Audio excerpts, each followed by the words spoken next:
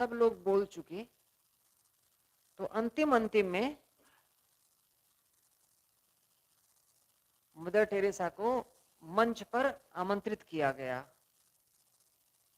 बोलने के लिए। तो जब वो आई तो उन्होंने कुछ बोला नहीं, उन्होंने कुछ कहा नहीं, उन्होंने सिर्फ अपने आंचल को पकड़ा, अपनी धोती के आंचल को। क्या हो गया भाई, इधर देखो, कोई बहुत जरूरी बात है क्या? क्या हो रहा है?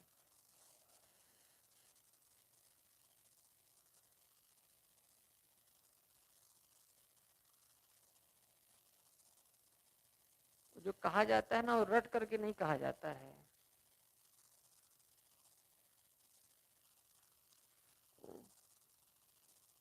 नहीं सुनेंगे तो डिस्टर्ब होगा।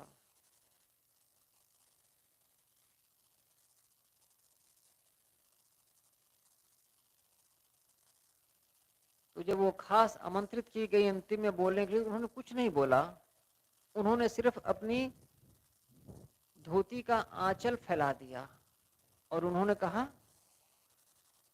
कल मुझे 2 बच्चे मिले हैं, एक एकदम कल ही का है और एक शायद 10 दिन का है, और मुझे उनके लिए, उन बच्चों के लिए कपड़े चाहिए। मैं यहाँ बोलने नहीं आई हूँ, मैं सिर्फ मांगने आई हूँ। वो सब मारवाड़ी धन्ना सेठ थे, उन्होंने कहा, उन्हें तो मदर कहते थे, मदर माने माँ। उन्होंने कहा, मदर आप कह दीजिए, आपको दे दिया जाएगा, आप कम से कम आंचल तो नहीं फैलाइए, हम लोगों को संकोच होता है। उन्होंने कहा, आपको संकोच होता होगा, मुझे उन बच्चों की खातिर मांगने में कोई संकोच नहीं होता है। उन सेठों ने कहा, ये बच्चे तो हमारे समाज की गंदगी हैं, हमारे ही लोगों ने उनको पैदा करके सड़कों के किनारे डाल दिया है, ये तो आपका बड़प्पन है कि आप मांग मांग करके करती हो। दूसरों के लिए अगर करना हो तो मांगने में भी लज्जा नहीं करो। इलाहाबाद में चौक से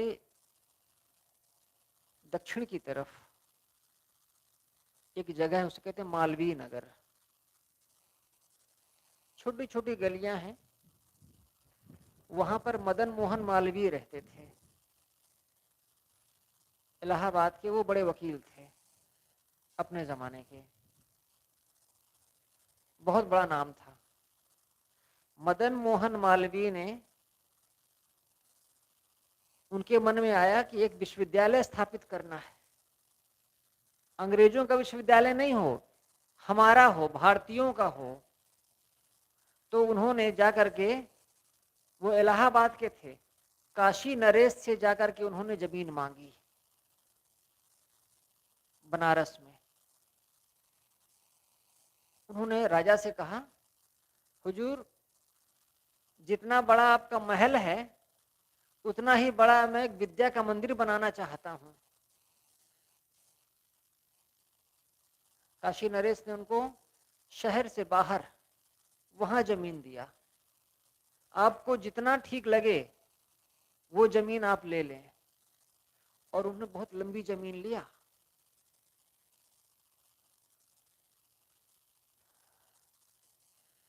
बीएचयू बनारस हिंदू विश्वविद्यालय उसे बोलते हैं। अब जितना बड़ा विश्वविद्यालय का कैंपस है उतने में तो एक शहर बस जाए। कॉलेज है, आवास है, प्रोफेसर्स के आवास है, जो छात्र हैं उनका हॉस्टल है, सब कुछ है। इतनी बड़ी जमीन उन्होंने लिया। अच्छा, अब जमीन ले लिया, अब मकान कैसे बनवाएं, अब बिल्डिंग कैसे बनवाएं? तो हर बड़े आदमी के पास, हर बड़े आदमी के पास उसका आचरण चाहे जैसा हो, रंग ढंग कैसा हो, जाते थे और मांगते थे। कोई कुछ दे देता था, कोई थोड़ा देता था, कोई खूब दे देता था। और ऊपर उत्तर कश्मीर से लेकर के दक्षिण तक गए, सबसे मांगे, मांग मांग करके उन्होंने अपने जीवन में एक इतना बड़ा विश्वविद्यालय स्थापित कर दिया था। कुर्ता धोती पहनते थे और शुद्ध हिंदू थे, इसीलिए उन्होंने लिखा काशी हिंदू विश्वविद्यालय। कभी किसी अंग्रेज से सहायता लेनी पड़ती थी तो उसके पास भी जाते थे, हुजूर पैसे चाहिए या मदद चाहिए, तो अंग्रेज लोग सीधे हाथ मिलाते हैं। तो जब हाथ हाथ मिला लें तो आए तो गंगा जल से अपने हाथ धोया करें और शुद्ध स्नान करते थे, सचैल, क्योंकि उसमें उनमें थोड़ा संस्कार था, वैसा हिंदूवादी संस्कार था। लेकिन इतना बड़ा काम वो अपने जीवन में कर गए, लोग आश्चर्य करते हैं। यही है परमार्थ।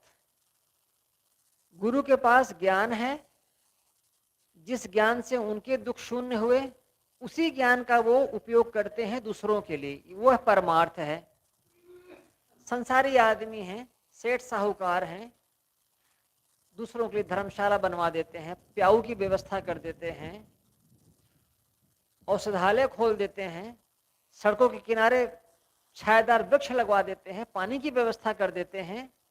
यह सब अपने अपने हिस्से का प्रयास है ताकि लोगों के जो भी दुख हैं, शारीरिक या मानसिक, उनको दूर किया जा सके। यह सब परमार्थ का, कल्याण का अंग है।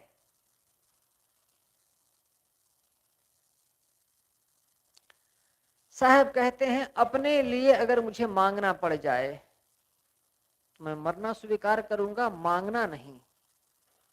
अपने लिए क्या मांगना, लेकिन परमार्थ के कारण दूसरों के हित के लिए, उनकी सेवा के लिए अगर मुझे मांगना पड़ जाए तो मोहिना आवे लाज, मुझे लज्जा नहीं आएगी।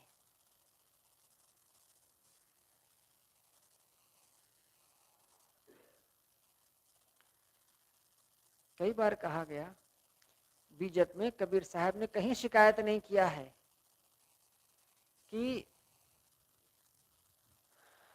मुझे खाने को नहीं मिल रहा है और मुझे अमुक दुख है, कहीं ऐसा नहीं कहा। किसी आदमी से अगर उनका बैर है तो इसलिए नहीं है कि मेरे स्वार्थों की पूर्ति में वो आदमी आड़े आ रहा है। जब भी उनकी लड़ाई हुई बस एक ही बात को लेकर हुई कि तुम समाज को गुमराह क्यों करते हो, बस इसी से उनकी लड़ाई है और कोई लड़ाई नहीं है।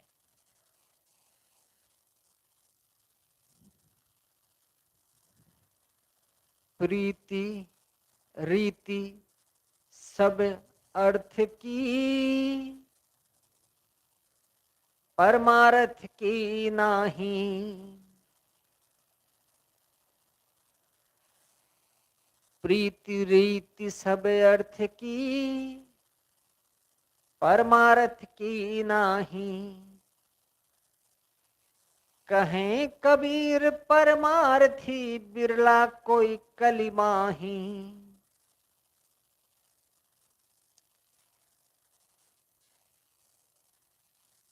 प्रीति रीति सब अर्थ की, अर्थ माने धन, अर्थ माने स्वार्थ। संसार में जितनी प्रीति दिखती है, रीति, व्यवहार, ये जो कुछ भी दिखता है, ये सब किसकी वजह से है? सब अर्थ की, स्वार्थ के लिए, धन के लिए ही है। आदमी जहां जिससे संबंध बनाता है, प्रेम दिखाता है, व्यवहार लेता है, किस लिए? अपने अपने स्वार्थ के लिए, बस। परमार्थ की ना है, परमार्थ के लिए कोई किसी के पास नहीं जाता है। हमारे अपने स्वार्थों की सिद्धि हो, बस इसी के लिए हमारे व्यवहार होते हैं, संबंध होते हैं, हमारा प्रेम होता है। कहें कबीर परमार्थी, बिरला कोई कलिमाही। कली में, कलिकाल में, आज के समय में बिरला ही कोई है जो परमार्थ के रास्ते पर चलता है।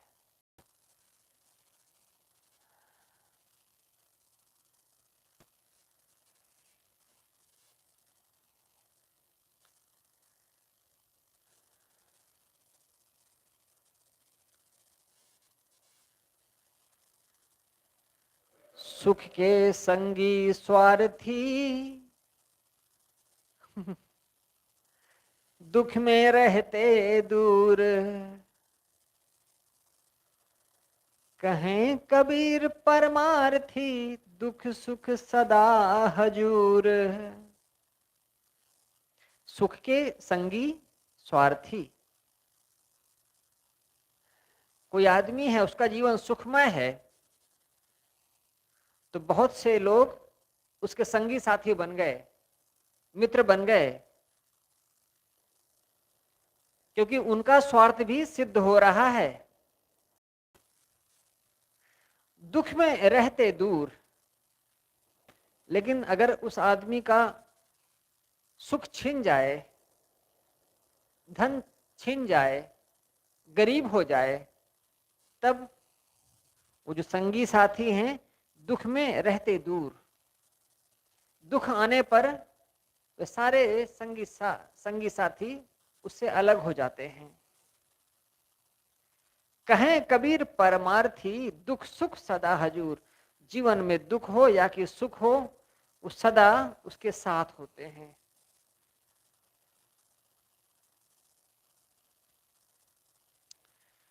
साधु के पास कोई भी आए,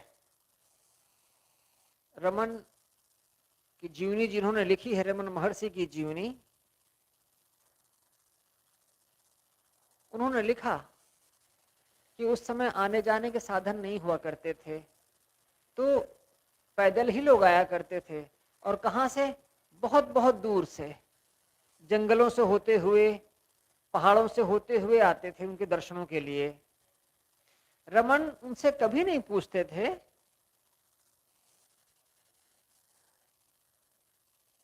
कि धनी हो या गरीब हो। कोई आ जाता था मिलने तो वो बैठे रहते थे चुपचाप। वो देखकर ही लोग उनको सुखी हो जाते थे। जब तक उनका मन होता था वो बैठते थे, और रमन वैसे ही बैठे रहते थे। एक काउच थी, काउच माने तखत कह सकते हैं, या एक सोफा जैसे, उसी पर वो पड़े रहते थे। हाथ पंखा होता था, उसी से वो डलाते रहते थे, या उनके साथी, और वो बैठे रहते थे जब तक वो लोग चले ना जाएं। दूर से लोग आते थे तो जल्दी निकल जाते थे, दोपहर के बाद लोग जाना शुरू कर देते थे। जो निकट के गांव के लोग होते थे वो शाम तक रुकते थे, अपने अपने दुखों को लेकर के आते। कोई स्त्री आती, पुत्र नहीं रहा, कोई स्त्री आए, पति नहीं रहा, कोई पुरुष आए, घर ऐसा हो गया। वो सबकी सुनते थे, सत्संग नहीं करते थे, बोल करके बैठते थे। जब कोई बहुत परेशान होता था, बहुत दुखी होता था, रुआसा हो जाता था, तब थोड़ा सा उसके दुख को कम करने के लिए कुछ पूछते थे, कुछ बात करते थे, और एक भाव से सबको देखते थे, और वो कोशिश करते थे कि सबको खिला करके भेजूं।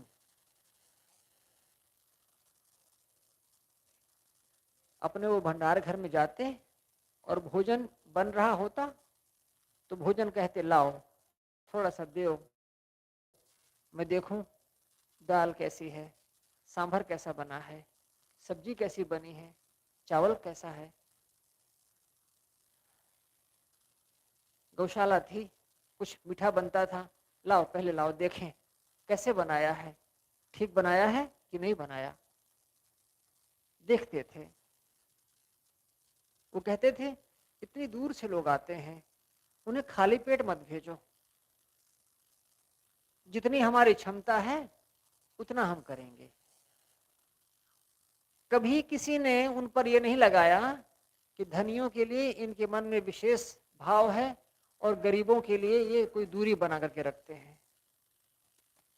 जैसा भी हो, उनके भंडार में ऊंची जाति के लोग और नीची जाति के लोग, सब तरह के लोग थे। उन्होंने कहा था कोई ब्राह्मण हो और वो हमारी बनाई हुई रसोई में आकर के न खाना चाहे तो ठीक है, उसको चावल और सांभर वगैरह दे दिया जाएगा, वो बना लेगा। वो हमारे चक्कर में अपना धर्म नष्ट ना करे।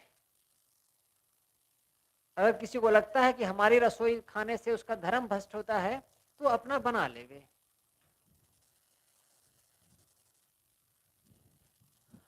और वो स्वयं जाकर के देखते थे। 70 वर्षों तक वो जिए और 17 वर्ष की उम्र में वो साधु हुए थे और लगभग 50 वर्षों तक वो एक ही भाव से जिए। किसी के धन को देख करके उसके प्रति निकटता नहीं और किसी के अभावों को और किसी की गरीबी को देख करके उससे अपने आप को दूर ना कर लेना।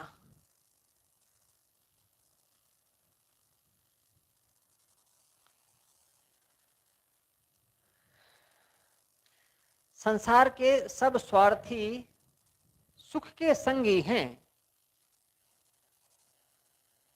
जब किसी के जीवन में दुख आता है तो वहां से अलग हो जाते हैं, लेकिन जो परमार्थी हैं, जो संत हैं, वे दुख सुख सब समय साथ देते हैं।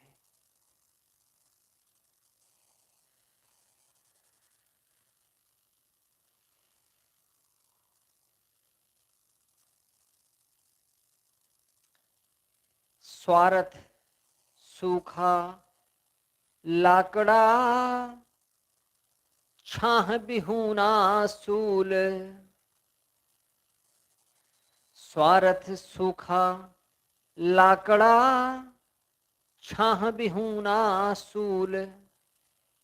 स्वार्थ क्या है? सूखा लाकड़ा, सूखी लकड़ी जैसा है स्वार्थ। छाह बिहूना सूल, बिहूना विहीन, छाह विहीन, छाह नहीं होती उसमें। सूल संतापित, संताप देने वाली। स्वार्थ संताप देने वाला है और उसमें छाह नहीं होती है, सूखी लकड़ी की तरह होता है। पीपल परमार्थ भजो सुख सागर को मूल। जो परमार्थ है वो कैसा है? पीपल की तरह है, सुख सागर को मूल।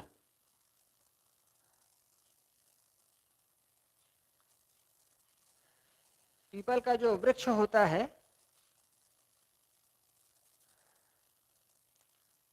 वो अगर उसको पानी मिलता रहता है शुरुआती दौर में तो उसकी जड़ें बहुत गहरी पृथ्वी के हृदय तक पहुंच जाती हैं और वहां वो फिर वाटर टेबल, पानी के संपर्क में आती हैं तो पानी हमेशा वो नीचे से ऊपर खींचती रहती हैं।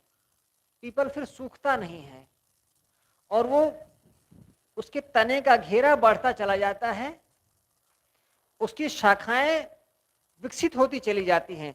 उसकी हर एक शाखा मानो एक पीपल का एक तना जैसे है, इतनी मोटी होती जाती है।